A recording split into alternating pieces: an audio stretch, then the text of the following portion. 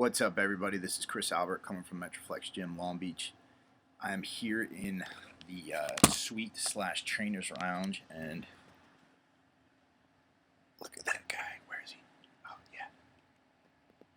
We got Big Rap passed out. He sleeps with his eyes open. It's really fucking creepy. When I got a question today, the reason why I'm talking to you guys and filming this is because I got a question from a guy named Adam.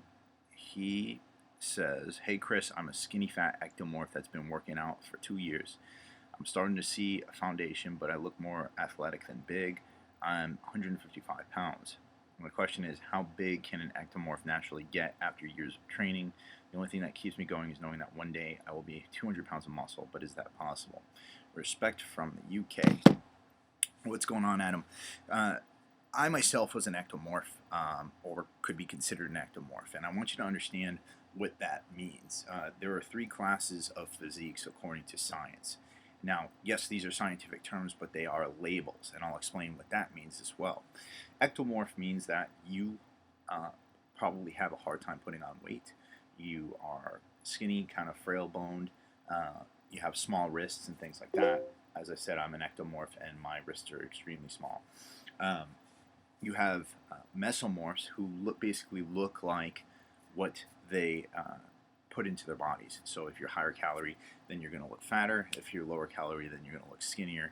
And you have a really good, Arnold is a famous mesomorph. He looked how he trained and how he ate. Endomorphs are heavy. They're big, heavy guys. Think offensive linemen, those guys with giant ankles and giant wrists and things like that. They have an easier time putting on weight, and they can be obese. These are, for lack of a better term, artificial labels, right? And what do I mean by artificial labels? Well, when we think about things in science, we have to come up with words for them, right? That doesn't necessarily mean that everything falls cleanly into these categories. To take a very constructivist argument, this color here is red, and we call it red, and we label it red because all of us agree that it's red. But to my eye, it might look different than to your eye. And some people are colorblind, so they might think it's like magenta or something like that. I'm not sure how colorblindness works because I don't think I'm colorblind. But besides the point, these things are labels. So when you are saying that you are an ectomorph and you're wondering about whether or not it's going to limit you for the rest of life, well, if you accept that label, then it is going to limit you for the rest of your life. So what you really have to say is, fuck that. I'm going to do everything I can to overcome this, and I'm going to become 200 pounds, right? Now, back to the hardcore things and not just the labels, not just the mental training. What you need to do, man, and I'm just looking at this, I don't know what you're eating, but you need to eat more. I'll tell you that right off the bat. You need to eat more. You need to be constantly eating, especially if you have that very fast metabolism that most ectomorphs have. Additionally, you should be focusing on compound movements, trying to get 8 to 10 reps per set on compound movements, making yourself as strong as possible, and then going to some assistance exercise to push blood into your muscles. Making sure that your nutrition, first and foremost, is taken care of, and making sure that you're training hard, trying to become strong.